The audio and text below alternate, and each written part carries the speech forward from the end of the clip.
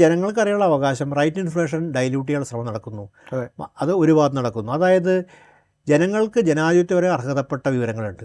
ജനാധിപത്യം അറിയാൻ രാജ്യത്തിൻ്റെ പ്രവർത്തനവുമായി ബന്ധപ്പെട്ട്, രാജ്യത്തിൻ്റെ സാമ്പത്തിക ക്രമമായി ബന്ധപ്പെട്ട് ഇതൊക്കെ അറിയാൻ ബാധ്യത ജനങ്ങൾക്കുണ്ട്.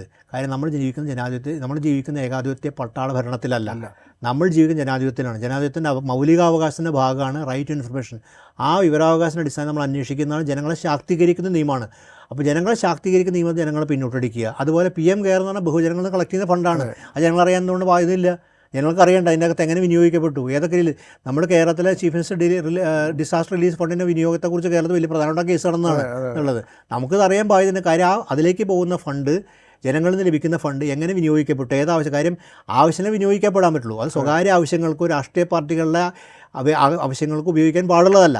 പൊതു താല്പര്യങ്ങൾക്ക് വേണ്ടി ഉപയോഗിക്കാൻ മാത്രം പാടുള്ള ഈ ഫണ്ട് അത് കൃത്യമായി വ്യക്തമാക്കാൻ സർക്കാരിന് ബാധ്യതയുണ്ട്. അത് എന്തുകൊണ്ട് അറിയാൻ പാടില്ല? അതിനെക്കുറിച്ച് ചോദ്യങ്ങൾ പോലും ചോദിക്കാൻ പാടില്ല. അപ്പോൾ അതിൻ്റെ അർത്ഥം ദുരൂഹതയാണ് സൃഷ്ടിക്കുന്നത്. അപ്പോൾ വീണ്ടും സർക്കാർ പ്രതിരോധത്തിലാവുകയാണ്. ഒരു തരത്തിൽ സർക്കാർ ഈ പണം PM കെയർ ഫണ്ടിലും, അതായത് പൊതുജനങ്ങളിൽ കളക്ട് ചെയ്യുന്ന ഫണ്ടിൽ തെറ്റായി വിനിയോഗിച്ചതും ധ്വനിയല്ലേ ഉണ്ടാക്കുന്നത്. കൃത്യമായി അത് സർക്കാർ പൊതു താല്പര്യങ്ങൾക്ക് വേണ്ടിയാണ് വിനിയോഗിച്ചിരുന്നത്. കൃത്യമായി കണക്ക് കൊടുക്കാണ് ആർജവം സർക്കാർ കാണിക്കുവാനല്ലോ. മറിച്ച് എന്ത് ദുരൂഹതയാണ് പ്രതിയിൽ സൃഷ്ടിക്കുന്നത്. അങ്ങനെയാണല്ലോ പൊതുവിൽ സൃഷ്ടിക്കുക. കാര്യം നിങ്ങൾക്കൊരു ചോദ്യം ചോദിക്കാൻ പാടില്ല സമയത്ത് അതിനകത്ത് എന്തോ ദുരൂഹത ഉണ്ടെന്നാണല്ലോ പൊതുവിൽ വരിക. ജനാധിപത്യം സംബന്ധിച്ചിടത്തോളം ഒരു സാധാരണ പൗരനേക്കാൾ ഉപരിയായി കുറച്ചുകൂടെ അധികാരമുള്ള ഒരാളാണ് ഒരു പ്രതിപക്ഷ നേതാവ് അല്ലെങ്കിൽ പാർലമെൻറ്റിലുള്ള അംഗങ്ങൾ എന്ന്. തീർച്ചയായിട്ടും നമ്മുടെ പല ചോദ്യങ്ങളും ചോദിക്കുന്നത് അവരാണ്. നമ്മുടെ ചില സംശയങ്ങൾ, നമ്മൾ അറിയേണ്ട ചില കാര്യങ്ങളൊക്കെ അവരിലൂടെയാണ് നമ്മൾ ഗവൺമെൻറ്റിനോട് ചോദിക്കുന്നത്. അപ്പോൾ അത് വിലക്കപ്പെടുന്നതിലൂടെ യഥാർത്ഥത്തിൽ നമ്മുടെ ചോദ്യങ്ങളെ തന്നെയാണ് വിലക്കുന്നത്. അതുകൊണ്ടാണല്ലോ രാഹുൽ ഗാന്ധി അവകാശ ലംഘനത്തിന് നോട്ടീസ് കൊടുക്കുന്നത്. കാര്യം പാർലമെൻ്ററി പ്രതിനിധികളുടെ, നമ്മുടെ ജനപ്രതിനിധികളുടെ ചില അവകാശങ്ങളുണ്ട്, കാര്യങ്ങൾ അറിയാൻ. അതാണ് നിയമസഭയിലാണ് പാർലമെൻറ്റിൽ അവർ ഉന്നയിക്കുന്നത്. ആ അവകാശത്തിൻ്റെ അടിസ്ഥാനത്തിൽ അവർ ചോദ്യങ്ങൾ ചോദിക്കുന്നു, അറിയുന്നു. അത് നമ്മൾക്ക് വേണ്ടി ചോദിക്കുന്ന ചോദ്യങ്ങളാണ്. ഇന്ത്യയിലെ പൗരന്മാർക്ക് വേണ്ടി, ഇന്ത്യ ജനങ്ങൾക്ക് വേണ്ടി അവരുടെ പ്രതിനിധികൾ ചോദിക്കുന്ന ചോദ്യങ്ങളാണ്.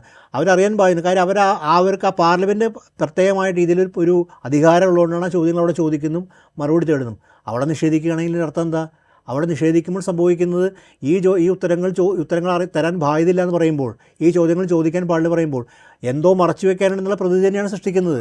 ആ ദുരൂഹത തന്നെയാണ് സൃഷ്ടിക്കുന്നത്. അപ്പോൾ ചൈനീസ് ഗാൽവാനിലെ താഴ്വരയിൽ ചൈനീസ് കടന്നുകയറ്റാണെങ്കിൽ സംബന്ധിച്ചിടത്തോളം ആണെങ്കിലും, അതുപോലെ തന്നെ PM കെയർ ഫണ്ടാണെങ്കിലും എന്തോ മറച്ചു വെക്കാനുള്ള പ്രതീതി തന്നെയാണ് സൃഷ്ടിക്കുന്നത്. മറിച്ച് ഇത് സുതാര്യമാണെങ്കിൽ സുതാര്യമായി സർക്കാരിന് അത് പറയാലോ.